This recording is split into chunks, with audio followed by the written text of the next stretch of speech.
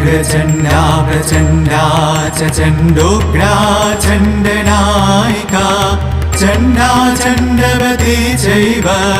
चण्डरूपातिचण्डिका आविशक्तिभिरष्टाभिः सततं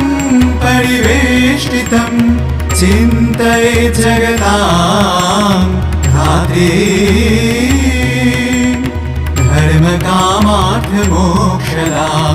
धर्मकामार्थमोक्षदां धर्मकामार्थमोक्षदाम् जयन्ती मङ्गला काली भद्रकाली कपालिनी दुर्गा शिवा क्षमा धात्री स्वाहा स्वधा नमो